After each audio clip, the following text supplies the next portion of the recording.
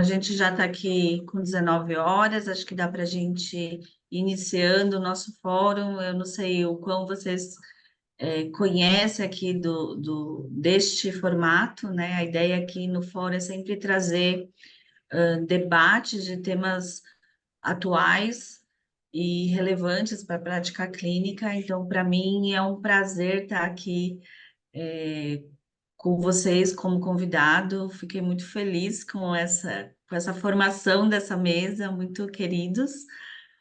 Graças ao apoio da CRIO Brasil. Então, a gente tem moderação, né, do Dr. Cauê Martinez, ele é médico urologista, neurologista especialista em fertilidade masculina na Clínica Vida Bem-vinda e também pertence ao grupo de andrologistas do HC, Faculdade de Medicina da USP. E Mariana fez a gentileza de trazer grandes palestrantes aqui para falar sobre fragmentação de DNA espermático, né?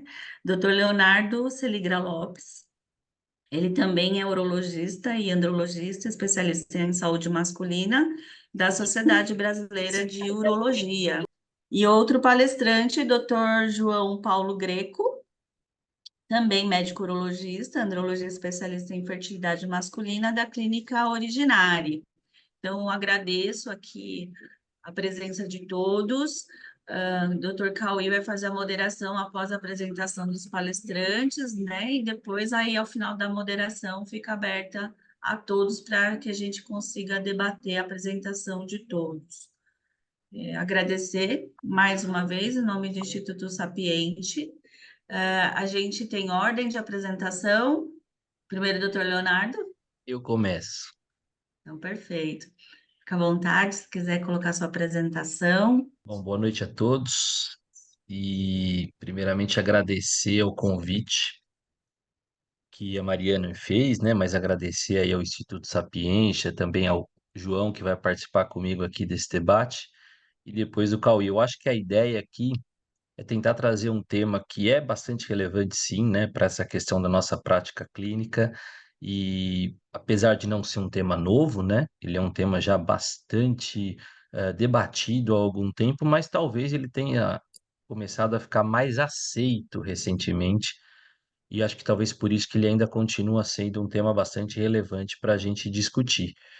Eu não tenho nenhum tipo de conflito de interesse específico para essa palestra, a não ser um andrologista bastante eh, feliz que esse tema é ainda discutido, porque lá atrás, em 2010, 2011, quando eu estava terminando minha formação de urologista, quando eu era bastante incidente em falar que fragmentação de DNA era algo que a gente tinha que prestar atenção, ele era ainda muito controverso. Qual que é a ideia da minha aula aqui? Eu tenho aqui mais ou menos uns 15 minutos para falar, para depois fazer uma escada para o brilhante João vir dizer o que que a gente faz depois com o que a gente descobriu aqui, né? A ideia é tentar mostrar o que que é essa fragmentação do DNA espermático, né? Por que que a gente fala tanto de fragmentação de DNA espermático? Por que medir, então, né? Por que avaliar essa fragmentação? E trazer alguns dados de como a gente pode medir isso para depois a gente ver como que a gente pode, então, interagir com isso na nossa prática clínica? E por que que isso é importante? Por que que cada vez mais é importante discutir esse tema? Isso aqui é uma publicação da Fertility de 2018, comemorando os 40 anos da fertilização in vitro, né? E nesses 40 anos, o grande desafio sempre foi entender o quanto que o fator masculino ruim podia ser corrigido na hora de tal tratamento, quando se começou lá a fertilização in vitro clássica, para depois até a injeção intracitoplasmática e até a utilização de pequenos números de espermatozoides. A gente viu que de lá para cá, a ICSI praticamente dominou, né? E é hoje, se a gente for falar em números, provavelmente 90% dos tratamentos são realizados com ICSI. Mas se a gente for entender o que que resolve, o que que dá resultado, ainda a gente fica ali amarrado à questão do fator principal, que é a idade da mulher, né? O que que é a qualidade do ócito, o que que vai ser mais responsável para a qualidade do embrião formado, né? Mas isso aqui são dados do Red Lara recentes, da última publicação do relatório de 2020 aqui, que mostra para a gente que esses resultados, apesar de tudo, não são tão grandes assim quando a gente está falando de taxa de bebê em casa, né? Nós estamos falando que mesmo nas mulheres mais jovens, a taxa de bebê em casa não passa de 37%, né? E nós estamos falando se a gente pegar numa taxa global, inclusive, botar todo mundo no mesmo balaio de gato, a gente está falando de 27% de taxa de nascido vivo, isso quando vocês fazem uma transferência de pelo menos 2 embriões. Então, a gente tem que levar em consideração que mesmo desses 40 anos para cá de tratamento de reprodução assistida, a gente ainda não conseguiu melhorar essas nossas taxas de sucesso. E por isso que volta a insistir que aí entra e volta a gente a prestar atenção no fator masculino, né? Fator masculino esse que é associado em às vezes 50% dos casos e que tem diversas causas aí, sendo muitas delas relacionadas ao que a gente vai falar hoje, que é a fragmentação do DNA espermático.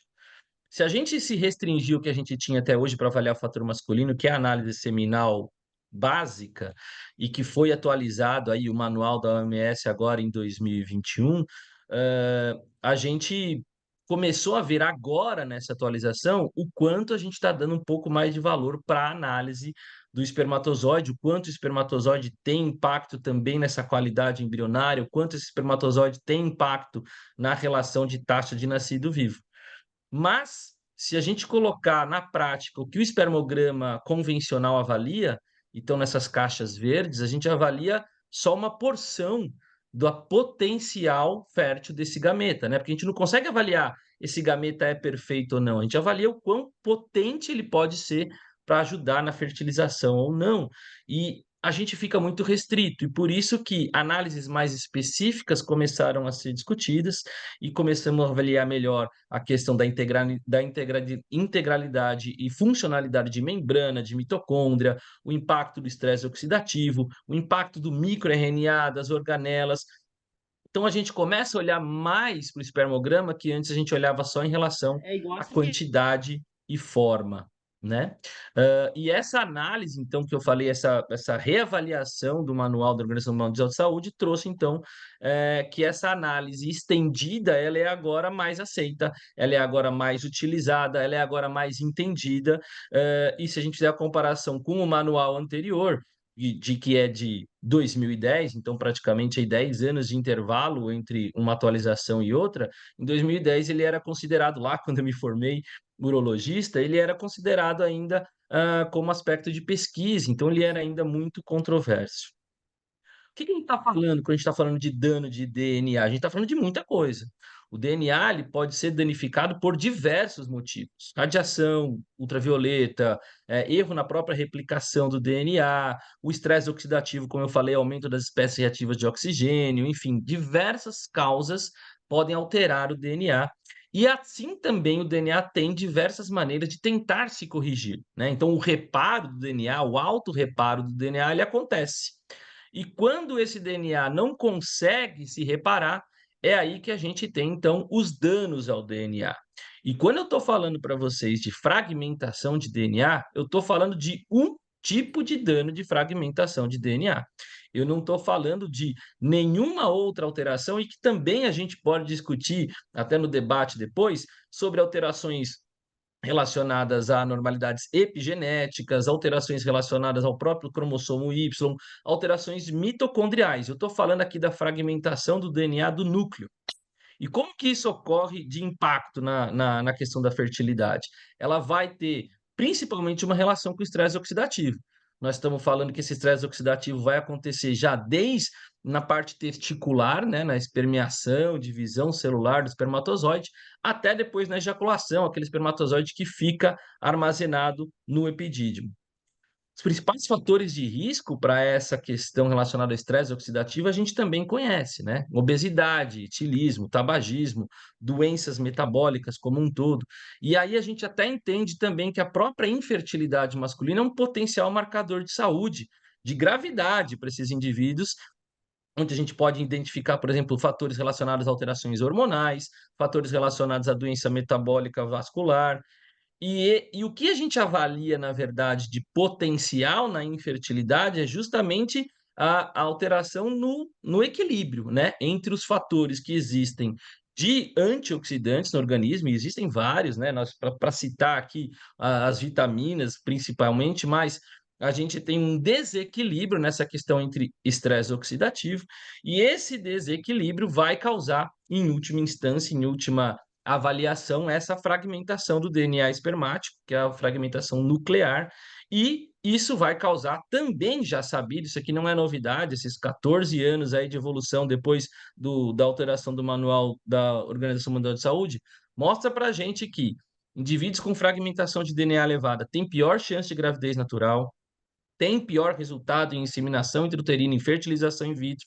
A gente pode depois debater e discutir se ICSI é relevante ou não e o que a gente pode utilizar de estratégia para isso, mas com certeza esses indivíduos têm maior taxa de abortamento. E aí, então, a gente entra em quem pedir, então, uma análise de fragmentação de DNA. Para que eu deveria pedir? Então fica bem claro quando a gente vê os trabalhos que os indivíduos que de repente têm uma obrigação da gente fazer essa análise são aqueles indivíduos que têm perda gestacional recorrente, né? E a gente também tem aquela definição específica, e é um abortamento, é uma perda recorrente, o que que é realmente que aquele casal está passando, mas os indivíduos, mesmo com espermograma normal, com índice elevado de perda gestacional recorrente, são os indivíduos que acabam apresentando maiores índices de taxa de fragmentação de DNA elevado. Então, se eu botar num grupo todos os homens, né, inférteis, eu vou pedir para todo mundo? Provavelmente não, a gente vai entender isso melhor, provavelmente na discussão da prática do dia a dia, depois de até no que a gente tem de método de recuperação, que é o que de melhora, né, desses índices de fragmentação de DNA, que é o que o João vai trazer para a gente. Mas, obrigatoriamente, eu acho que a gente tem que levar em consideração que nesses indivíduos com perda gestacional recorrente, e eu não estou nem falando dos tratamentos de fertilização in vitro, eu estou falando daquele indivíduo que está tentando engravidar e perde, né? Então, esse indivíduo com certeza tem uma indicação clara de fazer essa análise da fragmentação do DNA espermático. Mas, quando a gente fala do estresse oxidativo, todos os outros pacientes com os fatores de risco têm uma indicação também, provavelmente, de a gente fazer essa análise, né? Porque eu estou falando de drogas, eu estou falando de medicações, eu estou falando do paciente obeso, eu estou falando do paciente tabagista, do paciente com câncer e que passou por algum tratamento relacionado ao câncer, uma quimioterapia, uma radioterapia, pacientes com infecções urinárias recorrentes, quer seja do trato urinário alto, quer seja do trato urinário baixo, e o principal astro de tudo isso, que é a varicocele, que, como a gente viu lá no slide de fator masculino, está associado de 20 a 40% dos casos relacionados a fator masculino de infertilidade. E aí entra, então, também a questão da falha da FIV, né? A falha da ICSI. Porque também, se a gente pensar que a gente deixou para avaliar esse paciente só quando ele falhou, será que a gente não está deixando de assistir adequadamente esse paciente e pedir esse exame antes para poder otimizar esse tratamento? Também provavelmente a gente vai discutir isso melhor quando a gente conversar sobre o que a gente pode fazer para melhorar essas taxas de elevada fragmentação de DNA. Como é que a gente mede essa fragmentação de DNA? Aí que é o gargalo, aí que fica difícil para a gente debater quando a gente tem um monte de trabalho na literatura. Não tem um jeito só de medir e não tem um jeito melhor que o outro de medir, né? Existem muitos testes de medir essa fragmentação do DNA espermático. Existe uma falta de padronização de realmente qual é o teste que a gente deve utilizar, e a variabilidade de resultados entre eles é relativamente significativa. É lógico que um teste é diferente do outro nessa variabilidade de resultados, mas ela tem uma variabilidade entre laboratórios, então, se fizer num laboratório, comparado com outro, uma variabilidade muito grande, mas pode existir uma variabilidade no próprio laboratório que realiza esse exame. E a gente tem que entender a disponibilidade que a gente tem para fazer esses testes. No Brasil, o que a gente vai ter mais acesso na prática clínica, fugindo um pouco de pesquisa, né? A gente vai ter acesso às análises de método de SCA, de SCD, e essas duas análises elas são medidas de alterações de fragmentação de uma medida indireta, então ele não consegue avaliar diretamente aquela fragmentação, mas ele sugere uma medição indireta, e a análise de túnel, que aí sim, essa é uma análise direta da fragmentação do DNA. De uma maneira geral, se a gente botar todos os exames no mesmo balaio do gato, Nós estamos falando que índices acima de 20 a 30% de fragmentação de DNA são considerados elevados. E aí são esses os pacientes, são esses os indivíduos que a gente vai ter que dar mais atenção a que tipo de intervenção ou tentar identificar aqueles fatores de risco para identificar o que que a gente pode fazer por esses indivíduos para melhorar essas taxas de fragmentação elevada, né? Então, para fazer uma comparação rápida entre esses tipos de estudo de fragmentação que a gente tem, o teste de túnel, que eventualmente pudesse ser considerado o melhor teste, né, porque ele faz uma avaliação direta da fragmentação do DNA, ele é o mais caro. Ele é o mais caro para se desenvolver a metodologia, é o mais caro para adquirir equipamento, ele tem uma dificuldade em relação à validação desse teste, mesmo dentro do próprio laboratório, e quando a gente vê o que a gente consegue identificar mais na prática, onde está difundido amplamente por todo o Brasil, eu não sei aqui, provavelmente nós temos representantes do Brasil todo, que é o SCD, né, comercialmente conhecido como alosperme, ele é o mais barato, e por isso que a gente tem aí ampla disposição dele. Ele tem uma validação um pouco mais fácil entre os laboratórios, mas quando a gente vai pensar numa validação de identificar essa alteração, a gente recorre para o manual da Organização Mundial de Saúde, que ele diz justamente essa frase aqui, né? Cada laboratório deve estabelecer a sua própria faixa de referência, usando controles apropriados, ou seja, ele precisa ter um controle dele mesmo, não basta ele fazer o teste ali só no teste no indivíduo que ele acha que é alterado.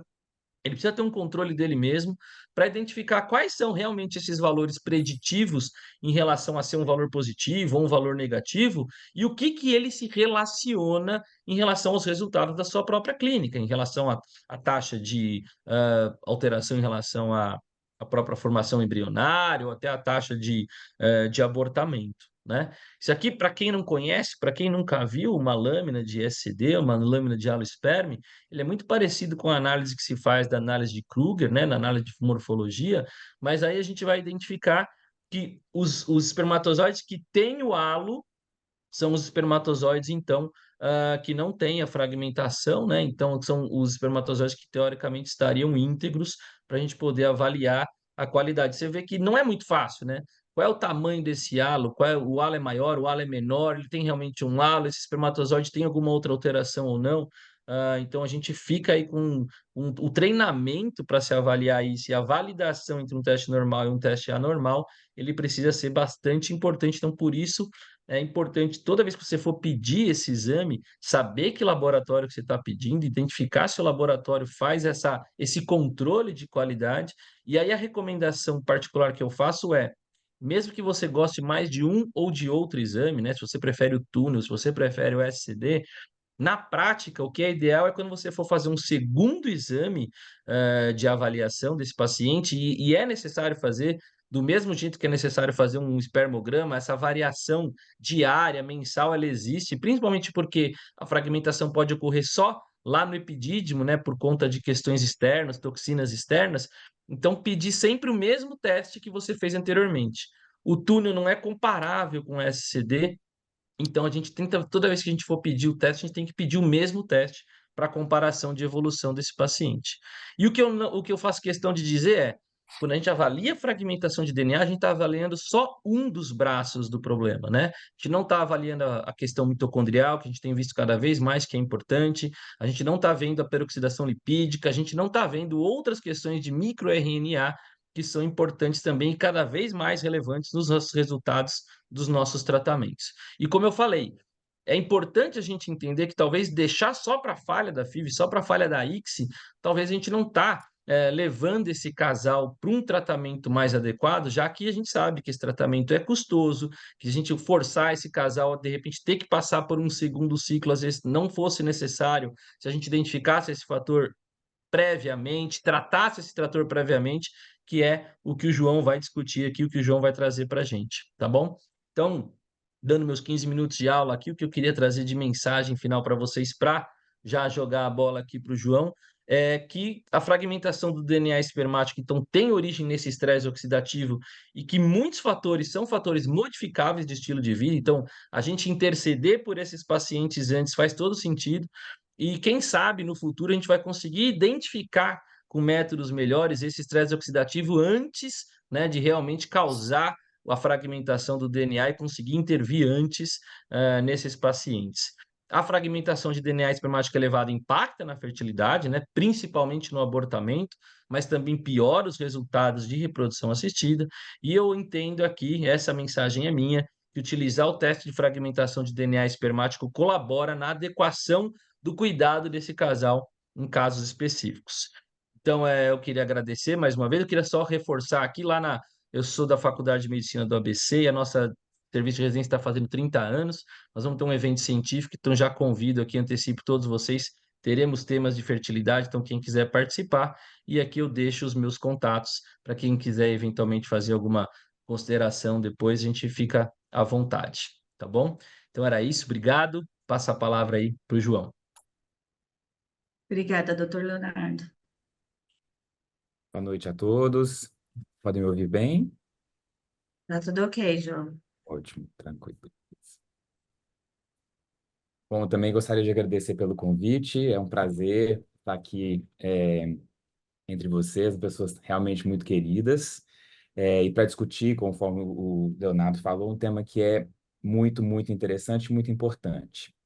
E é um grande desafio fazer 15 minutos, né, de discussão sobre abordagens estratégicas terapêuticas para a redução da fragmentação de DNA, porque cada uma das estratégias dá realmente uma aula inteira, né? A gente consegue fazer um simpósio só com as estratégias terapêuticas para a redução da fragmentação do DNA. Mas aí, a meu objetivo aqui hoje é muito despertar realmente esses temas e estimular a nossa discussão depois, né? De forma alguma, eu vou conseguir esgotar cada uma dessas estratégias terapêuticas, tá certo? É, eu não tenho nenhum conflito de interesse também em relação a esse tema e a essa aula aqui hoje. Eu tenho uma atuação tanto no serviço público, né, no Hospital das Clínicas da UFMG, lá no Centro de Reprodução Humana, e também na medicina privada, junto à Originari, medicina reprodutiva, que é a clínica que eu atuo atualmente, e também tenho uma atuação na seleção e triagem dos doadores de sêmen do Banco Nacional, da Crio Brasil. É uma estratégia aí, já tem um ano e pouquinho que a gente começou, e também tenho atuado lá como urologista é, responsável. Bom, um resumo do que o Leonardo tinha mencionado, né? É só realmente para a gente retomar alguns conceitos importantes. A fragmentação de DNA, ela é mais comum em homens inférteis e ela é a forma mais comum de dano ao DNA, apesar de não ser a única, né? Como o Leonardo muito prudentemente destacou, né? A gente tem outras formas de lesão ao DNA, ao material genético do espermatozoide, e quando a gente fala em fragmentação de DNA, a gente fala da principal, mas também aquela única que a gente está realmente medindo, né? Então, quando a gente tem fragmentação de DNA, o resultado de exame, a gente tem a mensuração de uma das formas de dano ao DNA. Outras formas existem, como vocês podem ver aqui, mas o que eu queria chamar a atenção especificamente para o que me coube, né, nesse nosso fórum aqui, é que a grande maioria dos danos ao DNA, além da fragmentação de DNA, estão relacionados aos radicais livres de oxigênio, e ao estresse oxidativo. Logo, apesar da gente estar medindo apenas um dos danos possíveis ao DNA, a gente, em geral, tem uma fisiopatologia semelhante para os outros danos. Então, ao assumir estratégicas terapêuticas para redução de fragmentação de DNA, potencialmente a gente também pode vir a reduzir outros tipos de dano ao material genético do espermatozoide, né? Então, esse conceito, ele é interessante. E muitas vezes a gente, ao traçar a estratégia para o casal, a gente pensa só realmente na fragmentação, né, só no exame em si. A gente tem que pensar que essas estratégias são, em geral, amplas e podem também abarcar essas outras possíveis lesões ao DNA, tá certo? Tem dois tipos de lesão, lesão de fita simples, lesão de fita dupla, tem alguma implicação, não vou entrar muito em detalhe em relação à consequência específica de desenvolvimento embrionário, potencial de fertilização, mas a própria lesão de DNA ela não é única, não existe só um tipo de fragmentação, tá? E o mais interessante é pensar que fisiologicamente, todos os homens vão ter algum nível de fragmentação de DNA, né? Essa fragmentação ela vai correr desde o processo de espermatogênese, é natural que aconteça, passando pelo processo de maturação do espermatozoide até o seu transporte realmente ao meio externo, né? Quando a gente tem um desequilíbrio desses fatores que geram a fragmentação e a gente tem um aumento das taxas de fragmentação de DNA, que a gente tem realmente uma implicação patológica, né? Mas se a gente for medir a taxa de DNA de todos os homens, mesmo aqueles que não têm nenhuma alteração espermática, não têm um quadro de infertilidade definido, a gente vai ter ali uma taxa basal de fragmentação, tá? Porque ela ocorre mesmo no processo de espermatogênese em si, de apoptose dos espermatozoides em formação ou daquelas células que não se formaram, certo? E na parte direita aqui, a gente tem onde a gente vai se focar na hora de pensar na terapêutica, né? Para esse homem e na terapêutica para o casal também. E é muito interessante pensar que as estratégias terapêuticas voltadas à redução da fragmentação do DNA são também estratégicas voltadas à saúde do homem. E no contexto, e estando aqui entre urologistas, né, colegas urologistas, nós temos uma dificuldade enorme de aderência ao tratamento, né, de trazer esse paciente ao consultório, né? Naturalmente, o homem já tem uma resistência muito grande a isso. A gente tem uma cultura muito grande, por exemplo, com as meninas, né, quando entram na puberdade, tem a primeira menstruação, elas vão ao ginecologista, depois tem o segmento ginecológico para o resto da vida, o urologista tem uma dificuldade maior nisso. A gente não tem essa cultura do homem ir ao médico de forma periódica, preventiva, né? E as estratégias que a gente vai utilizar para a redução da fragmentação de DNA são estratégias que também vão impactar e melhorar a qualidade de vida, eventualmente, né? Então, os fatores de risco que o Leonardo já elencou, né? Eu vou trazer aqui de novo a grande vedete da infertilidade masculina, que é a varicocele, inflamações sistêmicas ou inflamações genitais, é, o processo de envelhecimento, né, inerente a todos os seres humanos e não tem como frear e nem tem como evitar. A fragmentação de DNA ela já tem sido relacionada também ao processo de avanço da idade paterna, tá? Estilo de vida, dieta, tabagismo, álcool, drogas, exposições ambientais, exposições ocupacionais, que é um desafio grande, né? Às vezes você não tem como mudar a profissão do paciente, né? Mas tem como a gente orientá-lo, como ele pode mitigar uma exposição a um agente tóxico, por exemplo, radiação ionizante. Então, são fatores de risco que a gente vai atuar e que a gente identifica na anamnese, né? Ou no exame físico, como é o caso da varicocele. E a partir desse momento em que a gente identifica um fator de risco e associa ele a um exame positivo, né, um exame com uma alta taxa de fragmentação de DNA, e a gente pode realmente traçar estratégias terapêuticas, tá? Eu gosto muito dessa imagem, porque tem um pouco das indicações que o Leonardo já mencionou, né? Então, pacientes com varicocele, que têm uma idade, uma fertilidade, uma fertilidade infertilidade sem causa aparente, uma perda gestacional repetitiva, ou pacientes que são candidatos à reprodução assistida para que a gente possa escolher talvez um melhor método, né? Pacientes com fragmentações muito altas, às vezes vale a pena a gente ter processos de seleção desse espermatozoide, vou mencionar daqui a pouco, mais pormenorizados, né, do que nas técnicas menos invasivas ou das técnicas mais simples, né? Quando a gente está realmente identificando esses fatores de risco ou aconselhando às vezes um paciente que ainda não tem nenhum desejo reprodutivo específico para aquele momento, né? E ele vai atrás de um aconselhamento, de uma consulta quanto ao potencial reprodutivo no futuro, ou um casal jovem que ainda não está pensando em engravidar, né? Então, esse é um momento extremamente precioso para identificar esses fatores de risco, tratar esses fatores de risco, e a fragmentação do DNA entra como um importantíssimo adjuvante nesse diagnóstico, né?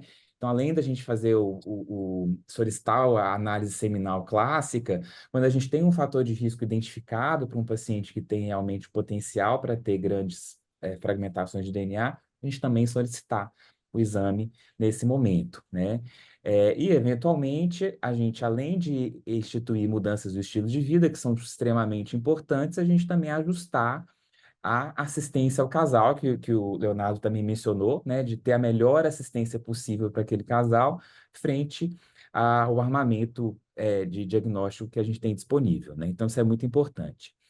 É, o que tem se conversado cada vez mais é uma participação muito maior do fator masculino na formação do embrião, né, e depois na gestação, que vai além do processo realmente de fertilização, né, de encontro do material genético. A gente tem uma participação cada vez mais complexa desse gameta masculino e claro, né, do fator masculino, né, do paciente que está gerando esse gameta, que vai muito além da fertilização, vai muito além do desenvolvimento embrionário inicial, que é o que a gente acompanha in vitro, né, no laboratório.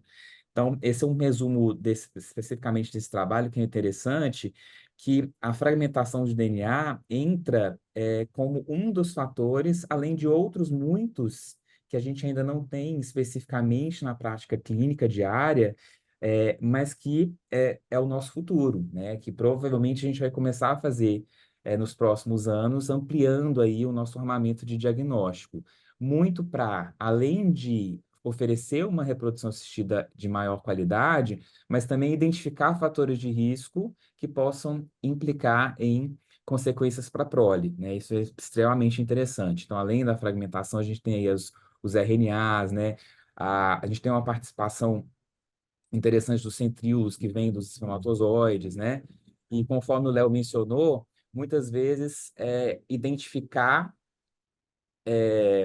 o dano ao material genético ou ao espermatozoide antes da fragmentação de DNA especificamente, que pode ser uma via mais final de todo o processo de lesão e de prejuízo da qualidade do espermatozoide, né? A gente às vezes está medindo, quem sabe a gente está medindo esse dano já muito tardiamente, quando ele já aconteceu, quando a fragmentação já se estabeleceu e a gente está realmente ali identificando através do exame, né? Tem muitas publicações recentes acerca desse impacto da fragmentação em reprodução assistida, em taxas de gravidez, taxas de nascidos vivos, taxas de aborto, né? Atraso no desenvolvimento embrionário. Então, a evidência ela só veio crescendo nesses últimos anos em relação à importância clínica da fragmentação especificamente, né? Mas quando a gente fala de realmente como que a gente vai abordar é, esse achado, né, o resultado de um exame alterado, por exemplo, a gente pensa nesse fluxograma aqui, que é bastante didático, né? A partir do momento que a gente tem um casal infértil em avaliação, identificar os fatores de risco que potencialmente podem levar ao aumento da fragmentação do DNA, como o Leonardo já mencionou, né? Então, aqueles pacientes que têm os fatores de risco, e se eventualmente a gente identifica essa fragmentação alta, estabelecer um tratamento, né? Então, fazer um tratamento específico de acordo com o fator de risco que você encontrou, seja ele uma mudança de estilo de vida, né, o uso de antioxidantes, tratar uma infecção, uma inflamação, corrigir a varicocele, né? Isso antes de você realmente fazer algum procedimento mais invasivo, né? Uma reprodução assistida mais invasiva. Ou, eventualmente, o que também não está incorreto é, a partir do momento que você encontrou uma alta taxa de fragmentação, você já escolher agora eu estou passando aqui, escolher um tratamento que permita uma seleção mais apurada do espermatozoide que tenha potencialmente uma fragmentação de DNA menor, né? Então, o fluxograma permite os dois processos. Eu, como urologista, prefiro sempre que a gente tenha uma abordagem mais ampla do casal, e isso inclua também o tratamento do fator masculino, né, e a identificação e a abordagem desses fatores de risco, né, mas os dois caminhos estão corretos e eles permitem, em potencial, a gente reduzir a fragmentação em vivo, né, na gametogênese mesmo, ou eventualmente selecionar esse espermatozoide em laboratório, tá? A varicocele a principal causa de infertilidade masculina. Ela está relacionada não só a alterações dos parâmetros seminais clássicos da Organização Mundial de Saúde, mas também a elevação das taxas de fragmentação de DNA, né, pela própria fisiopatologia. E é uma fisiopatologia múltipla, né? Ela tem a ver com aumento de radicais livres de oxigênio, tanto a nível de epidídimo, mas também em nível testicular, mas também está relacionado a outras vias de fisiopatológicas, né? Mas não vou entrar muito em detalhe. Mas a gente interromper esse processo com a correção cirúrgica da varicocele, a gente tem um potencial de não só melhorar a fragmentação, os parâmetros seminais clássicos, mas também a,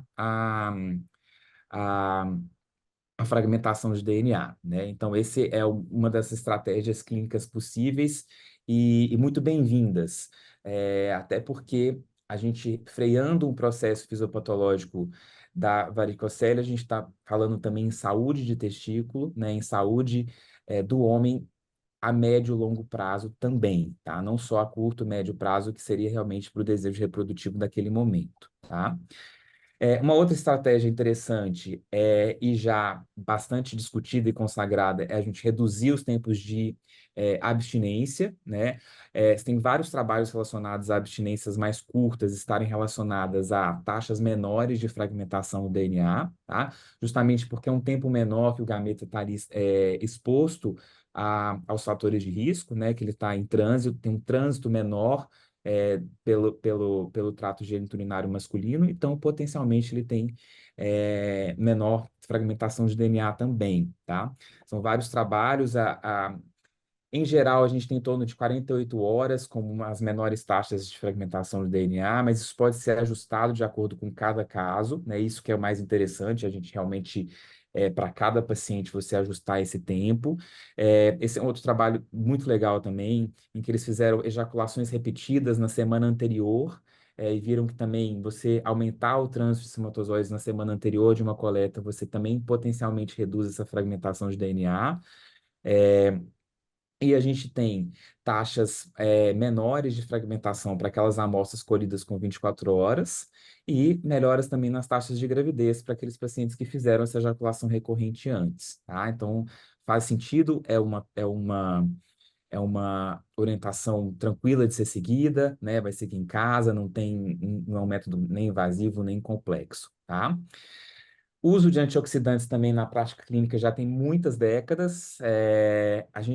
Esse é um tema bastante controverso, também dá um seminário inteiro, tá? Então a gente tem revisões muito boas, como essa revisão da Cochrane em 2014, que é favorável ao uso de antioxidantes para reduções da taxa, para aumento na taxa de gravidez, menos para nascidos vivos, mas parece que melhora assim os resultados de reprodução assistida, mas também trabalhos muito bons e com desenhos muito interessantes, recentes, mostrando que não necessariamente você vai ter um resultado positivo com o uso dos antioxidantes, então é bastante controverso, tá? Na prática clínica, o interessante é que a gente use antioxidantes para aqueles pacientes que têm uma evidência realmente de um estresse oxidativo elevado, né? Seja esse estresse oxidativo mensurado ou indiretamente mensurado, por exemplo, a fragmentação de DNA elevada, aqueles pacientes que realmente já têm algum fator de risco, né? Os pacientes obesos, diabéticos, ou que têm alguma outra comorbidade não controlada, os pacientes que têm uma dieta muito desbalanceada, né? Então, essa suplementação pode ser interessante, mas, mais uma vez, com quais antioxidantes, em qual dose, é também bastante controverso, né? O que a gente vê na prática é uma miríade de combinações de antioxidantes e de esquemas de vitaminas e polivitamínicos, tá? Mas é sim uma estratégia que pode ser interessante. É, mais do ponto de vista laboratorial, as técnicas de seleção de espermatozoides potencialmente selecionam também espermatozoides com fragmentação mais baixa. A gente tem técnicas desde mais simples e já consagradas, como o SwimUp, né, que seleciona por motilidade, ou o gradiente de a densidade de gradiente, que também seleciona aqueles espermatozoides com motilidade mais adequada e potencialmente também com fragmentação reduzida, e mais recentemente as técnicas de microfluídica, que vão é, refinar esse processo de seleção laboratorial do espermatozoide para aqueles espermatozoides realmente que tenham motilidade, além de serem móveis, e que tenham a motilidade mais adequada ainda e que potencialmente também tem fragmentação menor, tá? Infelizmente, não temos ainda uma literatura sólida que aponte para qual seria a melhor técnica de todas as técnicas de seleção espermática laboratorial. O que a gente tem é que realmente a gente tem um potencial de seleção de espermatozoides com fragmentação mais baixa, é, mas a superioridade de uma técnica em relação à outra ainda não temos. Mas o interessante é que a gente use uma técnica de seleção frente a um diagnóstico prévio de um paciente que já tem a sua fragmentação elevada. A gente escolha uma técnica, uma combinação de técnicas. Isso pode ser realmente interessante para o desfecho final, tá? Mas, passando, né, adentrando mais aí em termos de invasão do paciente, né, a seleção a opção por utilizar um espermatozoide testicular pode ser também uma opção, visto que já existem evidências de que dentro do testículo a gente tem taxas menores de fragmentação no DNA. Porém, é, a opção por essa modalidade de tratamento depende muito de uma evidência de fragmentação no DNA sólida, de um paciente em que a gente já cercou todos os fatores de risco associados, né? Então a gente já esgotou os tratamentos clínicos disponíveis, clínicos e cirúrgicos disponíveis. Esse paciente persiste com uma fragmentação de DNA elevada e ele teve já um desfecho desfavorável de uma reprodução assistida prévia por FIV-ICSI, né? Então é uma população bastante específica, mas é uma das possibilidades terapêuticas também. Tá? Então, quando a gente coloca, já finalizando, o manejo dos pacientes que têm uma fragmentação de DNA elevada, em volta a gente tem todos esses fatores, né? Que tanto eu como o Léo a gente abordou, né? Então, importantíssimo, modificação de estilo de vida, perda de peso. A perda de peso é, e acho que isso é muito importante destacar, né? É uma perda de peso que não precisa ser uma perda de peso final, não precisa atingir peso-alvo, não precisa sair de uma obesidade para o sobrepeso ou sobrepeso para o eutrófico. É o processo de mudança do estilo de vida em direção à melhora da obesidade. Isso já tem evidências de que se você melhora, não necessariamente a fragmentação de DNA, os trabalhos ainda são em relação a parâmetros seminais clássicos, mas estimular o paciente a começar, né, a iniciar o processo, né, porque ele não se desanime, eu vou levar um ano para emagrecer, mas enquanto você está emagrecendo, você já tem vantagens, tá?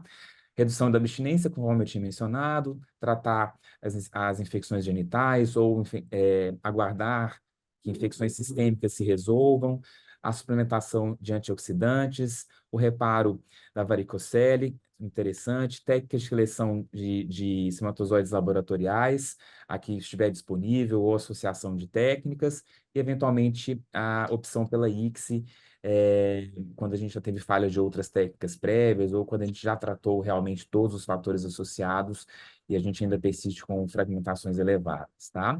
Então, eu acho que na discussão a gente vai pormenorizar aí algum desses outros aspectos, vamos trocar experiências. Acho que agora a parte de discussão que vai ser realmente mais interessante. E aí, Cris, tudo bom? Passar a palavra aqui para o Dr. Cauê para fazer as suas considerações.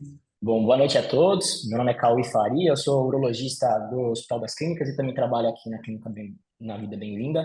Eu gostaria de começar, primeiramente, falando que eu estou muito feliz de estar participando dessa discussão com duas referências na área. Eu acho que é um assunto que, como o Dr. Leonardo falou, é um assunto um pouco antigo, mas que a gente consegue ver na nossa discussão hoje que, às vezes, a gente não tem a didática para explicar e a gente foi presenteado hoje com duas explicações muito boas desse tema. É um tema de ciência básica, um tema que às vezes a gente precisa parar, sentar, estudar. E eu acho que foi me designado, né, a função de conversar com dois especialistas sobre mais do que não uma explicação desse teste, mas da experiência mesmo, tanto do João quanto do Leonardo nessas situações, né? Então, se vocês me permitirem, eu trouxe umas ideias para a gente discutir das nossas práticas clínicas. Vou começar primeiro com o Dr. Leonardo também, sobre a apresentação. Doutor, muito obrigado pela sua apresentação, a aula é excelente. E me veio na cabeça as seguintes dúvidas. Assim, a gente sabe que as principais sociedades de urologia, principalmente a americana e a europeia está começando, eles estão começando ainda a colocar nos seus guidelines as principais indicações e reconhecer a importância desse teste, mas ainda não é um teste que a gente pede na avaliação. É óbvio que a gente está inserido num contexto bem enviesado, que casais que já estão inférteis acabam chegando para a gente, mas na prática do senhor, o senhor sempre pede já esse teste numa primeira avaliação, espera o paciente vir, anda com algum teste, ou ele já faz parte da sua avaliação inicial mesmo? Boa, Cauê, é isso aí. Vamos lá, vamos debater que eu acho que vai ser o melhor, né? E até aproveitando aqui a questão de dizer que a gente tem um público enviesado, sim, mas ao mesmo tempo, e a gente está falando para uma plateia muito especialista, né, que recebe esse paciente. Nós estamos aqui num pool de gente que recebe esse paciente já, às vezes que já passou em outro médico, que já foi até às vezes desaconselhado a continuar uma tentativa de gravidez ou eventualmente até um tratamento de reprodução assistida. Então isso acontece muito, né? Então, o que que eu acho? E por isso que eu falei que desde que eu me formei, quando era considerado aspecto de pesquisa somente, era para ser utilizado só em pesquisa a fragmentação de DNA espermático, mas ele já estava na nossa prática clínica, principalmente para nós que atuávamos mais na área. E hoje ele já é um exame, quase como um exame obrigatório de extensão daquela análise básica do espermograma. Eu acho que a gente tem bastante cenário para pedir já logo de primeira avaliação, né? Eu entendo, por exemplo, que a varicocele, o João falou muito bem, se a gente fosse falar cada coisa aqui, a gente daria um simpósio para cada coisa. Mas a varicocele, que a gente sabe que é o principal fator masculino relacionado à infertilidade, a gente tem bastante impacto em relação a operar uma varicocele e melhorar resultado de fertilização in vitro, e a gente não sabia muito por que alguns casos acontecia isso, e hoje a gente tem como mensurar isso com a fragmentação de DNA. Então, eu já vejo que com todo paciente com varicocele, eu não esperaria a gente avaliar só o espermograma para primeiro saber. Lógico, paciente com oligosteroteratosospermia tem mais chance de ter fragmentação elevada, mas para todo paciente com varicocele. Como eu falei, perda gestacional recorrente, esse paciente provavelmente também tem uma relação bastante grande com fragmentação de DNA elevada. E naquele sentido do que o João falou, que está muito ligado, eu falei também, está muito ligado a gente entender como um fator de qualidade de vida do indivíduo. Às vezes o homem brasileiro, principalmente, precisa que a gente prove para ele com alguma coisa palpável que ele precisa melhorar a qualidade de vida. Então, aquele paciente obeso, que fuma, que usa maconha, que fala, mas o meu amigo usa e engravidou, mas o meu amigo fuma e engravidou. Então, a gente, às vezes, precisa mostrar para ele alguma coisa. Então, na minha prática, paciente com fator de risco, eu peço. Paciente com perda recorrente, eu peço. E aí, obviamente, naquele indivíduo que vier para a gente num segundo momento, na falha do tratamento de fertilização in vitro, quando ele não tem um fator de risco evidente, aí fica sendo a opção no momento seguinte, né? É bem interessante, porque o guideline diz que você pode pedir para qualquer paciente com fator de risco, mas se você vai ler os fatores de risco, acaba 90% da nossa população que chega para a gente numa consulta está exposto, seja a obesidade, sedentarismo, alguns, até onda de celular, tem alguns estudos que falam que isso pode afetar a qualidade e a fragmentação do DNA. Então, quando você vai ler, acaba aqui sendo 95% da nossa população, né? É bem interessante. Talvez nos próximos guidelines essa informação já tenha mais sedimentado como avaliação inicial. E Só adicionando um outro ponto interessante é que o espermograma é extremamente limitado, né, para a gente avaliar os pacientes. Né? O espermograma não divide homens férteis de homens inférteis, apesar de muitos dos pacientes chegarem até nós com essa ideia, né? E às vezes até colegas eles têm essa ideia, né? Então tá acima ali do percentil 5, né? O 95% dos pacientes está acima daquela referência que está no laboratório. Mas ele já fica feliz ali com quando está acima do percentil 5. Mas mais do que isso, é não diferenciar pacientes. A gente tem uma sobreposição muito grande do espermograma de pacientes férteis e de pacientes inférteis, né? Então, a gente precisa de realmente ter uma ferramenta que possa diferenciá-los. Eu recebi um casal esses dias, ela inclusive é ginecologista, eles estão tentando há 7 meses. E ela, eu pedi a fragmentação, mas eu acho que nem precisava, a gente não tinha ainda o tempo de infertilidade. E aí eu fui examiná-lo com varicocele enorme. Eu falei, ó, você pediu antes, mas eu já pediria, porque ele tem uma varicocele muito grande, né? Então, assim, realmente, eu concordo absolutamente. Tem os fatores de risco, tem também a limitação do espermograma de realmente diferenciar os pacientes férteis de inférteis. Então, acho que a fragmentação a gente ajuda muito nisso também. João, deixa eu tirar uma outra dúvida, um questionamento. Duas situações que você conversou para tentar melhorar esse índice de fragmentação são a utilização do DNA do espermatozoide testicular, que já tem grandes estudos até do professor Sandro, que tem bons resultados, né, com a utilização desse espermatozoide. E também outra opção seriam as placas de microfluidos que você também explicou. Nessa sua impressão, na sua prática, assim, você geralmente utiliza uma antes da outra, tem preferência de uma antes da outra, porque a gente sabe que um é um procedimento cirúrgico que tem as suas complicações cirúrgicas e é um procedimento um pouco mais invasivo. Em Sim. compensação, o outro é um exame que não tem tanta disponibilidade, mas que também conseguem bons resultados, mas a gente não sabe se aquele espermatozoide que é proveniente da ejaculação, se realmente aquela placa vai conseguir selecionar melhor esse espermatozoide.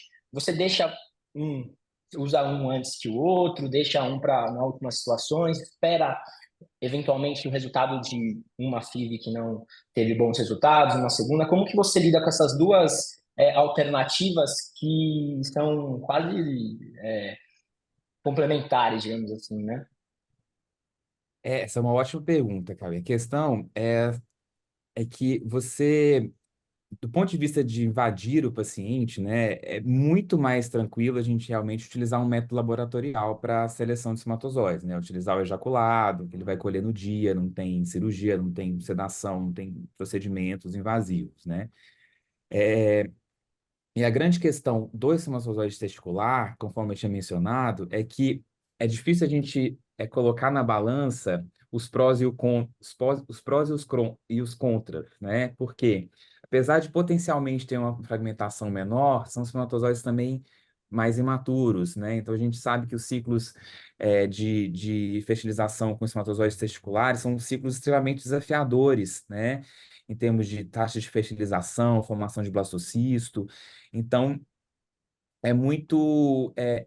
na minha opinião, é muito complicado a gente realmente ir para o testicular de cara, tá? Tanto que a evidência realmente que já está publicada é justamente em casais que, é, antes de tudo, já resolveram todos os fatores de risco, né? Então, não tem obesidade, todas as comorbidades controladas, não tem varicocele, pacientes que já estão usando antioxidante, já fizeram abstinência curta, e eu vou até além, que já fizeram um método de seleção laboratorial de espermatozoides com microfluídica ou combinação de métodos. Então, assim, é um nicho muito específico, né?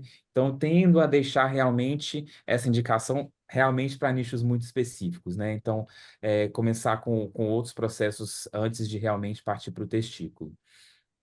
A gente passou, Cauê, Também por um período que, mais ou menos uns 6 ou 8 anos atrás, que foi quando eu tive a oportunidade de escrever um capítulo sobre isso, onde se achava que a gente tinha que ir para o testículo de qualquer maneira. E como a gente vem depois na prática disso, vendo e fazendo algumas coisas, a gente começa a prestar atenção no seguinte cenário, né? Primeiro que fazer qualquer procedimento invasivo de primeira mão não faz muito sentido. E, infelizmente, a gente ainda vê muitos ginecologistas chegando numa pressão nesse sentido de entendimento de que vai ter melhor resultado, de repente, por viés de ler uma ou outra publicação. O que a gente consegue entender, no final das contas, um bom trabalho que suportava isso, né? Era um trabalho que comparava outros métodos que a gente fazia antes. Os mais antigos aqui vão lembrar. Pixie, IMSI, outras técnicas que a gente poderia fazer de seleção espermática, e no final das contas, o único trabalho que comparou todas as técnicas disponíveis naquele momento favoreceu o uso do espermatozoide testicular. Mas eu acho que o cenário específico que a gente tem que prestar atenção para do espermatozoide testicular não é o paciente, por exemplo, oligosteno, porque esse paciente talvez tenha uma disgenesia testicular e aí a chance de aneuploidia de uso de espermatozoide testicular aumente. Nós estamos talvez falando daquele paciente com espermograma absolutamente normal, se a gente avaliar forma, motilidade e concentração. E aí talvez, se ele tiver uma fragmentação elevada e a gente não conseguir fazer alguma outra coisa a favor desse paciente, talvez ele tenha aquele paciente que não emagrece por qualquer motivo, né? Porque mesmo comparando com o antioxidante que tem publicação falando a favor, mesmo comparando até com a própria Zymote, quando a gente fala da Zymote, também é difícil a gente aplicar tudo isso, né? Eu hoje trabalho numa clínica de pronto assistido em Santo André, que a gente mudou o nosso padrão de utilização da Zymote lá para a gente fazer esse nosso estudo no nosso serviço. A gente quer entender o que a Zymote realmente traz. Então, a gente está analisando fragmentação antes, está analisando fragmentação pós, estamos usando a Zymote para vários cenários, na verdade, quase 100%, para a gente tentar entender o que está acontecendo com o uso da Zymote, né? Então, talvez o testículo tenha um racional, mas não para o paciente doente. Talvez para o paciente com espermograma normal, fragmentação elevada, e a gente não identificar outro fator de risco para isso. E já abordou todos os Excelente. fatores de risco, né, Léo? Você É, já escutou, né? Você fez tudo. isso aí. E a impressão de vocês, que nesse futuro da nossa especialidade, sabendo que a infertilidade masculina é um marcador, principalmente de saúde, vocês acham que a tendência é cada vez mais o homem se conscientizar da importância da sua melhora, da sua saúde global, em relação ao sedentarismo e outros fatores? Ou a gente proximamente vai para um caminho de melhora nas técnicas de seleção dos espermatozoides, com desenvolvimento de outros exames? Até tem um colega nosso que mandou uma pergunta, né? O Adelino Amaral, que fala que se a gente tem alguma experiência com a utilização de inteligência artificial para a seleção dos espermatozoides. Será que a gente vai pelo caminho da conscientização da população masculina ou a gente vai pelo caminho da melhora nas técnicas? O ideal seria para os dois, né? Mas a impressão que vocês têm na prática seria para os próximos 30 anos, para onde que a gente vai? Se você falar em 30 anos, provavelmente a gente vai estar falando de tecnologias melhores, né?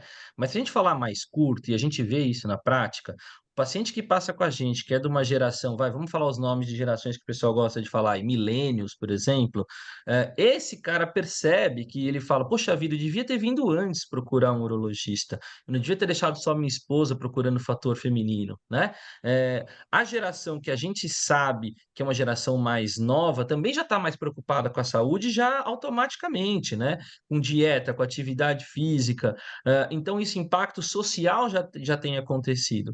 Mas, ao mesmo tempo, a experiência também que a gente tem nos métodos de seleção também não são tão bons. A gente tem, por exemplo, casa, que é caro, não foi tão para frente, ajuda, mas não ajudou tanto na hora de avaliar o espermograma. A gente tem aí, já teve diversas tentativas de tentar avaliar estresse oxidativo antes de causar lesão de DNA, e também é caro, na prática clínica não resolve, porque às vezes os colegas tentam ir para a ICSI, e aí depois a ICSI falha, e aí que a gente começa a discutir o que eu faço porque falhou, né? Então, acho que também parte por uma conscientização não só do paciente em melhorar a qualidade de vida, mas também de nós médicos fazermos essa orientação para esse paciente lá atrás, né? E por isso que a gente tem que aproveitar a mídia social, tem que aproveitar esses eventos, tem que aproveitar o que a gente puder para tentar conscientizar esses pacientes. De inteligência artificial que está aparecendo, está mais para a questão de seleção de embrião do que para a seleção de espermatozoide. Eu ainda não vi muita coisa para a seleção de espermatozoide. Talvez ajude mais para frente, numa seleção de morfologia, mas eu não sei ainda o papel disso, o quanto isso vai impactar, visto que é aquilo que eu falei na introdução da minha aula, né? Não melhoramos muito o resultado de ICSI, né? O que a gente vai conseguir fazer para melhorar isso? Não está só na seleção do espermatozoide, a gente tem que melhorar ele, né? Uma grande Tá aí, ó. conscientização. Eu acho que realmente você tem que. O ideal seriam os dois caminhos, tá? E realmente, o que eu gosto sempre de conversar com os casais, né, e com os colegas, quando a gente vai discutir os casos juntos, né, a gente discute muito o ginecologista, o urologista e o casal, é que a gente pode avançar e avançar e avançar em laboratório, muito, tá? Isso provavelmente vai acontecer mesmo, como o Léo falou, né, mais a longo prazo. Mas o ideal é que a gente comece com o espermatozoide de qualidade antes dele ser selecionado, né? Você começar com vários, você começar com a melhor qualidade possível e todo mundo ser muito bom e aí ainda assim passar por um crivo laboratorial, né? É ruim você chegar com um pool de espermatozoides que já estão é, prejudicados e aí sim submetê-los a um teste, né, que é o que a gente faz no laboratório. Então, e para isso você tem que mudar a gênese, você tem que mudar a espermatogênese. E o homem tem essa possibilidade muito interessante de fazer uma modificação, e a nossa espermatogênese ela é contínua e o tempo inteiro, né? Potencialmente para o resto da vida, apesar de, né, com a senescência a gente já sabe que piora também, mas a gente tem essa oportunidade de estabelecer uma mudança de estilo de vida e ela ser realmente positiva para frente, né? Assim, em termos de gametogênese. Então, é extremamente importante a gente trazer o paciente para o consultório, né? Que esse adolescente vá ao urologista também, como a adolescente vá ao ginecologista, né? Para já começar um processo de saúde ali antes mesmo dele ter desejo reprodutivo. Se ele quiser É o ter que filho eu, no futuro, excelente, né? Mas se ele não quiser também, ele tem um estilo de vida legal para a saúde como um todo, né? o que eu gosto de sempre comentar com os pacientes é que são dois projetos que estão totalmente interligados, é Isso, atingir uma gestação e aproveitar essa gestação, porque a gente acaba tendo exatamente. contato com pacientes aí de 35, 40 anos, quando o filho dele estiver no auge, que é uns 20, 30 anos, ele vai estar com 70. Como que ele vai aproveitar esse, essa, essa fase que ele está agora, né? No sentido de tentar conseguir uma gestação? Mas É. super, super concordo. E outra É, também, responsabilizar os homens, né, dos casais. As sim, mulheres, elas fazem esse esforço enorme de estímulo ovariano, elas mudam o estilo de vida e tomam vitaminas e remédios. E a gente também tem que colocar eles, né, vamos emagrecer, vamos perder peso, vamos fazer exercício físico, né, vamos sim. mudar esses estilos de vida. Você também tem que participar ativamente disso, né? Certo, sem dúvida. Vou trazer uma pergunta aqui da Carolina Rosa. Ela perguntou aqui no chat para a gente se na prática clínica vocês notaram algum impacto do uso de anabolizante na fragmentação e quanto tempo depois as medidas terapêuticas que a gente utiliza podem ser reavaliadas em relação à fragmentação. João, se você É, puder, bom, ou assim, doutor Leonardo, né? não, é que aqui, assim, na verdade, assim, quando a gente vê questão do uso de anabolizantes, ele é muito impactante, ainda mais hoje em dia, porque, na verdade, esses pacientes chegam com outras questões e não a fragmentação de DNA em si, né? Eles vêm com azospermia, né? Pela alteração do eixo hormonal. De uma maneira geral, alterações hormonais impactam também no dano do DNA, a gente viu isso, né, tanto na apresentação do João quanto na minha, de alguma maneira, né?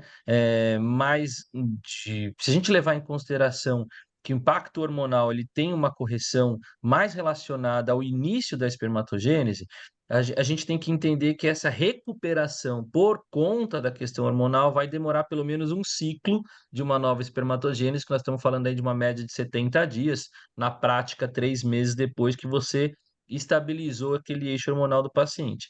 Mas se a gente partir para qualquer outro tipo de alteração relacionada à fragmentação de DNA, a gente pode ter aquela fragmentação de DNA que ocorreu no epidídimo, por conta de uma toxina, poluição, alguma coisa assim. E aí, se você medir no dia seguinte, às vezes ela pode estar pior ou às vezes ela pode estar melhor. Então, justamente o que justifica o método de abstinência, por isso que justifica fazer o método de abstinência para melhora de qualidade seminal, né? Então, acho que é nesse sentido que a gente tem que pensar. Quando a gente está pensando que o fator de risco ele está lá no começo da espermatogênese, demorar pelo menos 3, e o melhor momento, às vezes, quando a gente fala, por exemplo, de varicocele, é o sexto, sétimo mês, um segundo ciclo, né? Mas quando a gente está falando de algum fator de risco que pode ser mais curto, se você repetir na semana seguinte, às vezes ele já está suficiente. Exato. Leonardo, nessa. Desculpa, pode Não? complementar, Pode. João. Não, uma situação mais prática, doutor Leonardo, que a gente pode utilizar o método de ejaculação seriada para tentar diminuir já esse índice de fragmentação super alto. Como o senhor orienta o seu paciente? Você vai ejacular todos os dias durante uma semana prévia, aí você vai fazer uma abstinência, você vai ejacular 2 a 3 dias antes. Tem o trabalho que o João trouxe, que é super interessante, é um dos que eu mais me pauto para fazer essas recomendações, mas vocês seguem qual o protocolo assim, prático? Essa recomendação não é nova, né? Tem um trabalho do Grupo Brasileiro do Sul, do Pascoaloto, que já para a gente melhorar motilidade e qualidade seminal como um todo e resultados na fertilização in vitro, a gente já fazia a abstinência mais curta, né? E aí nós estamos falando de abstinência mais curta, isso faz diferença, Cauís. Você fala para o paciente, você fica um mês, e aí depois você só faz uma abstinência de 2 dias para você vir, faz diferença? Com certeza faz. Então, na prática, eu peço para os pacientes terem frequentes ejaculações, porque num processo de fertilização in vitro, às vezes, eles estão tão tensos, tão nervosos, a gente sabe que isso impacta também, e nem relação sexual ele está conseguindo ter mais. Então, eu peço para, naquele período que a parceira começou a fazer a indução, ele começar a Uhum. ter ali algum estímulo, que seja a cada 2 dias, mas se der para intensificar ali na semana que já está sabendo que vai ser a punção, é o que eu costumo tentar orientar na prática ali, para pelo menos ali isso virar realmente um turnover melhor de células ali na região do epidídimo, né? Não sei se o João faz diferente. Exatamente, eu também faço exatamente a mesma coisa. A lógica é, da gente medir, da gente pedir a ejaculação frequente tem a ver com o tempo de permanência do espermatozoide no epidídimo, né? Em que ele está exposto realmente aos fatores de risco ali para aumentar a fragmentação do DNA. E aí, como você pode ter fragmentação em qualquer parte da espermatogênese e do trânsito do espermatozoide pelo trato geniturinário, se a gente está pensando numa fragmentação mais de origem testicular, talvez a gente demore um tempinho maior, né? Realmente o ciclo de espermatogênese aí de 70 a 90 dias. A gente está pensando num fator mais de epidídimo, né? Ou mais das vias de transporte, aí a gente já está pensando mais numa fragmentação que pode se modificar num espaço de tempo menor, né? Tá pensando em um tratamento de infecção, né? Um tratamento de um quadro infeccioso, por exemplo. Talvez essa fragmentação melhore num tempo menor, né? Porque é um processo que já está ali no final da espermatogênese, né? Então, é variável. Na varicocele, em que a varicocele que a gente já tratou por alteração seminal e fragmentação, eu acabo fazendo a fragmentação junto com o espermograma clássico 3 meses depois. Não sei se, Léo, você chega a fazer uma fragmentação antes de 3 meses. Eu acabo fazendo as duas juntas ali no tempo que realmente a gente faz, né? De 3, 6, 9, Na verdade, a fragmentação em si eu vou pedir depois só com 6. são 6.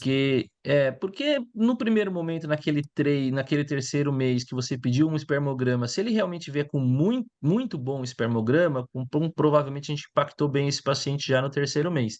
Se ele ainda vier aquela melhora crescente, que a gente sabe que às vezes ele só melhorou um pouquinho, ainda não melhorou muito, talvez a gente ainda não tenha uma qualidade ainda de fragmentação adequada, e a gente sabe que o pico de melhora é sempre ali próximo do segundo ciclo mesmo. Então, a fragmentação em si, numa correção de varicocele, eu deixo para o sexto, sétimo mês, até porque envolve custo, né? Sim, Nós estamos falando aí de um exame que não tem cobertura de jeito nenhum, por nenhum convênio em nenhum laboratório, né? Então, até para prevenir isso de um casal que já está gastando dinheiro para caramba, ótimo. em diversos contextos aí. Ótima estratégia, muito boa. E, bom, para cobrir todas as principais polêmicas aí do nosso tema, eu gostaria de saber a opinião de vocês sobre o uso de antioxidantes, né? É um tema muito polêmico, é difícil a gente ter, até em próximos estudos, uma evidência muito concreta da utilização, porque a gente nunca vai ter populações homogêneas, composições homogêneas e doses homogêneas, né? Então vai ter, apesar da nossa expectativa de ter um nível de evidência super completo, a gente dificilmente vai ter, mas na prática que vocês realizam, vocês gostam de indicar? Se existe alguma situação específica que vocês gostam de indicar, vocês acabam indicando para todo paciente que vem nesse plano de melhorar o estilo de vida, como que vocês lidam com isso? E se eventualmente tem alguma outra substância que vocês têm preferência? É difícil, né? Existem várias, mas qual a impressão de vocês nesse tópico que é sempre polêmico, né? Sempre nunca vai ter uma evidência muito bem estabelecida. Essa é mais difícil, vou deixar para o João começar. Bom, extremamente polêmico mesmo, né? Igual você mencionou aí, Cauê. Eu trouxe dois estudos muito bons, de desenho muito bons, são recentes, que botaram aí uma lenha mais para a fogueira do não vamos usar antioxidantes, né? E outras revisões, Cochrane e outros trabalhos que mostram que tem vantagens. O que que eu faço? E aí, nível de evidência né? Mas É, o que que eu acho que faz mais sentido frente ao que a gente tem disponível? Igual você falou, a gente nunca vai ter a evidência A para antioxidante, né? É, eu acho que faz sentido usar antioxidante naqueles pacientes que realmente têm um fator de risco ou uma evidência clínica de um status de oxidação aumentado, tá? Então, os pacientes que são obesos, que são têm classicamente um status de aumento de radicais livres de oxigênio, os pacientes que já têm uma fragmentação de DNA elevada e não tem outro motivo, ou tem outros motivos e a gente ainda está tratando, né? A gente ainda vai operar uma varicocele, a gente ainda vai mudar estilo de vida, eu acabo associando os antioxidantes nessas situações em que a gente realmente tem uma evidência direta ou indireta de um estresse oxidativo aumentado. Então, eu não passo para todo mundo. Realmente, não são todos os pacientes que vão sair do meu consultório com uma receita de antioxidante. É, Mais recentemente, o que eu tenho feito é ajustar os antioxidantes para que a gente tenha menos risco de estresse redutivo, né? Quando a gente tem um excesso de antioxidantes. Então, a partir do momento que o paciente fez algum movimento interessante em termos de dieta, né, em que ele realmente balanceou a dieta, ele está começando a ter esses nutrientes de forma mais natural, eu vou reduzindo um pouquinho as doses dessas vitaminas de suplemento, tá? A vitamina D, por exemplo, é uma vitamina que a gente consegue dosar, né? Então, a partir do momento que ele tem um nível mais fisiológico, eu já começo a ir retirando vitamina D. Algumas eu mantenho, tá? Porque eu acho que são difíceis de se adquirir na dieta de forma saudável, né? Um ômega 3, por exemplo, eu acho que é interessante. Então, é bem individualizado, eu não tenho uma receitinha específica, não, sabe? Mas eu Uhum. passo realmente para pacientes que têm essa evidência clínica. Eu acho que a gente tem que tomar um cuidado só. Eu gosto muito de antioxidante, mas a gente tem que tomar um cuidado, porque assim, eu gosto de um conceito que eu chamo de melhorar o ambiente testicular. E isso vai fazer sentido, por exemplo, se a gente começar a discutir varicocele para corrigir hipogonadismo, por exemplo, que não faz sentido agora. Mas a gente melhorar o ambiente testicular, a gente está fazendo com que a gente propicie alguma melhora para esse paciente. Mas se ele tiver fator de risco, se ele tiver varicocele, se ele tiver obesidade, se ele fumar, se ele usar maconha, o antioxidante vai ter pouco poder nisso. Mas, ao mesmo tempo, se eu começar a usar muito antioxidante, a balança pode ir para o lado contrário. E o excesso de antioxidante a gente sabe também que não é favorável. Então, a nossa dificuldade é conseguir dosar isso, porque a gente não tem como mensurar. Então, na prática, o que eu gosto de fazer? Aquele paciente que não tem fator de risco, e como você comentou, Cauê, é muito difícil existir esse paciente, e que tem fragmentação de DNA elevada, seria o melhor paciente para a gente testar o uso do antioxidante com um pouquinho mais de coragem, né? Mas mesmo assim com cautela, porque talvez esse seja o que não tenha falta de antioxidante. Ou então naquele perfil, e aí como eu lido com medicina sexual também, eu acabo vendo muito isso, aquele perfil de paciente que você sabe que não vai ter condição ou não tem capacidade de melhorar aquilo que ele precisa melhorar. Um paciente que é obeso, mórbido, que tem uma dificuldade absurda em conseguir emagrecer, se não fizer uma cirurgia ou se não usar um inibidor de GLP-1, que agora está bastante aí na moda e que a gente também não sabe o impacto deles na qualidade seminal, né? Então a gente tem que avaliar isso também. Talvez esse indivíduo que não vai ter o próximo passo, e a gente sabe que isso vai demorar 3, 6 meses, a gente vai acabar retardando um tratamento lá na frente, que é perigoso também, a gente tem que tomar cuidado com isso, principalmente os urologistas, é lógico, a gente está aqui, a gente tem na plateia aqui o Edson Borges, que a gente sempre comenta, ele tem a vantagem de tratar os dois, né? Quando eu sou só o urologista, que eu trato só o homem, eu tenho que tomar esse cuidado de não atrasar um tratamento visto a mulher. Então, olhar aquilo que eu comentei, olhar sempre a idade da mulher, olhar sempre um fator feminino para saber até onde eu posso chegar.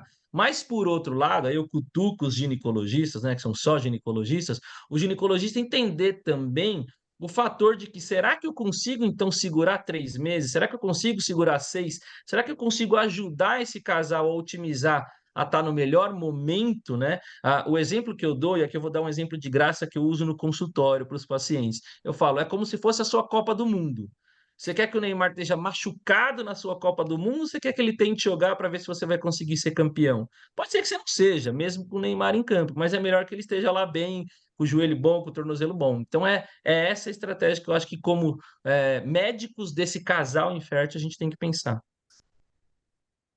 Perfeito, maravilha. E tirar grandes vantagens da abordagem multidisciplinar, né?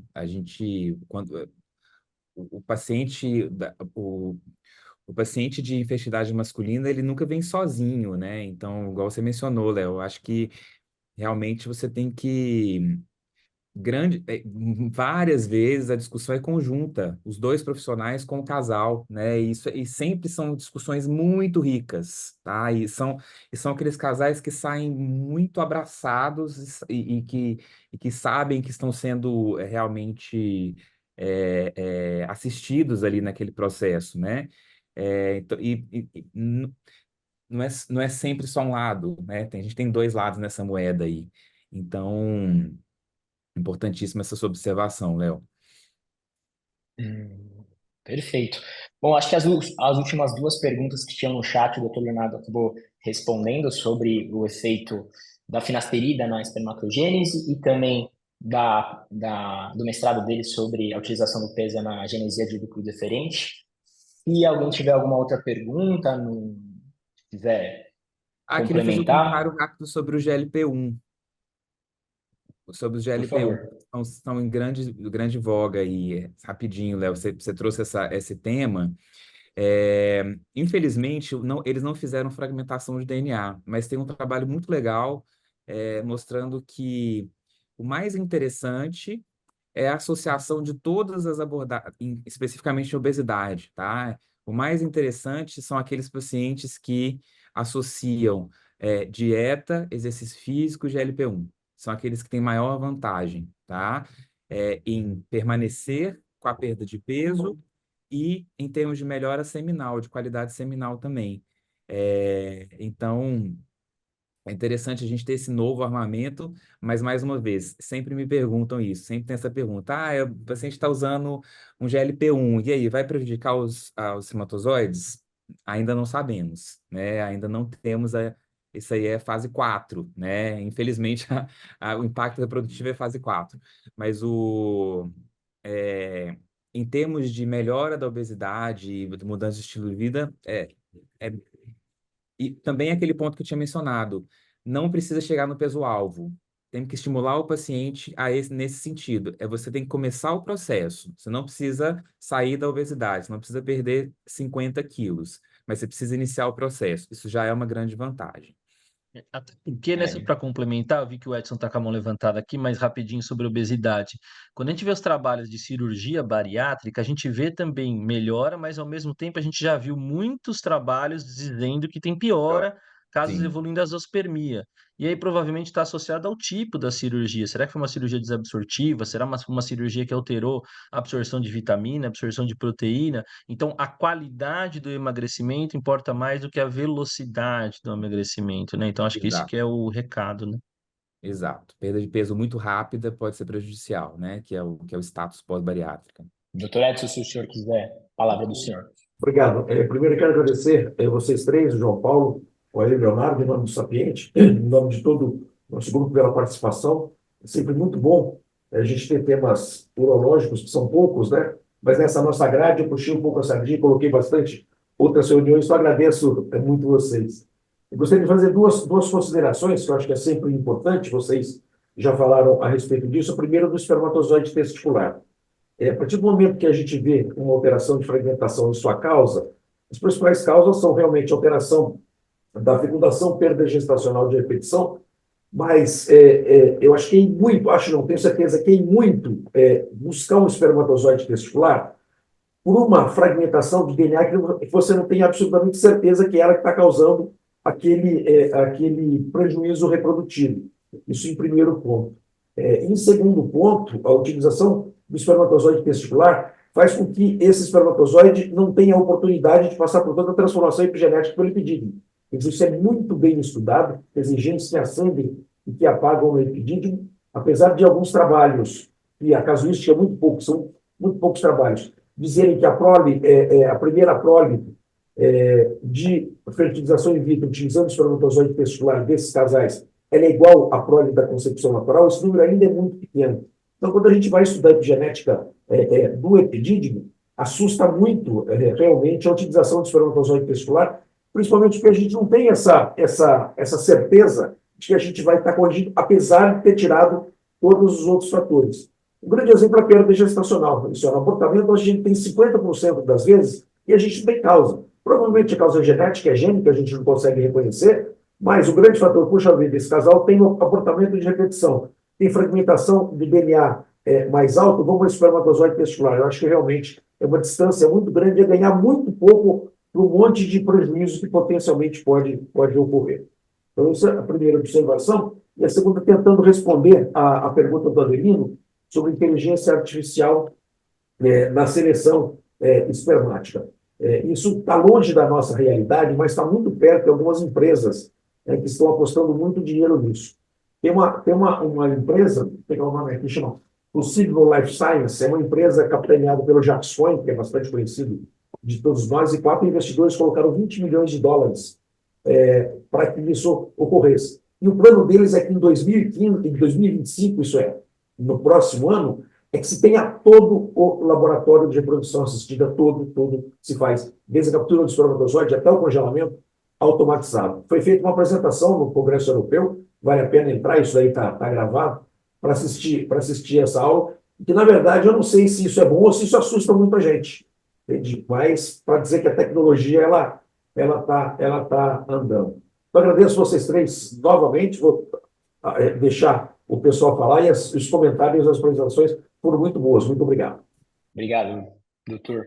Se o João ou o doutor Leonardo quiserem comentar. Eu acho que é isso mesmo. Eu acho que foi muito boa a discussão. A gente teve bastante pergunta aqui e é um tema, como eu falei no começo, né? Um tema que não é novo e vai continuar a ser ainda muito discutido, né? A gente ainda vai ter que entender como melhorar a qualidade de espermatozoide, não só selecionar o bom espermatozoide, porque as tentativas de selecionar o bom espermatozoide pararam e a gente não conseguiu mais evoluir. A inteligência artificial pode trazer algum benefício, mas o que o Edson comentou aí é que a gente está diante de uma fordização do laboratório de reprodução, né? A gente vai substituir aí algumas etapas, alguns mecanismos, mas eu não sei se a seleção, né? A gente ainda tem muito a entender a qualidade desse espermatozoide. Então, ainda acho que o foco aqui nosso é tentar prever ou prevenir isso e melhorar os nossos resultados lá na frente, né? Então, só queria agradecer aí mais uma vez, Instituto Sapientia, o Edson, Fert Group, Mariana, ao João que participou comigo aqui e o Cauí que moderou muito bem essa participação aqui. Eu agradeço mais uma vez. Obrigado. João? Obrigado a todos, foi realmente muito legal. Eu queria que a mensagem, uma das mensagens principais da minha parte, junto com a do Léo, fossem, além de realmente melhora de qualidade seminal, melhora de qualidade de vida e mudança das vidas dos pacientes, tá? E pensar em avaliar os homens sempre, em todos os casais, tá? A gente sempre vai ter uma vantagem, sempre vai ter uma vantagem. Seja ela imediata para o desejo reprodutivo, seja ela a médio e longo prazo para a saúde do homem. Então, trazer o homem para o consultório médico é extremamente importante. Espero que isso seja uma mudança aí para os próximos anos.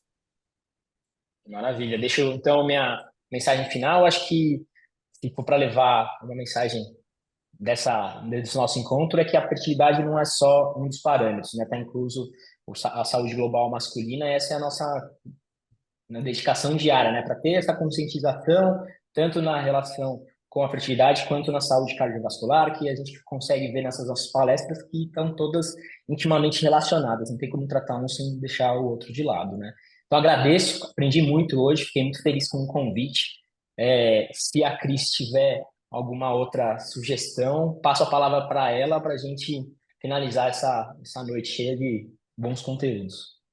Perfeito, agradeço aqui a composição da mesa, fiquei realmente muito feliz aí com a escolha da Mariana, vou até passar a palavra para ela, agradecer aí a contribuição da Creu Brasil, para convidar os nossos palestrantes. Mariana, boa Boa noite. noite, gente.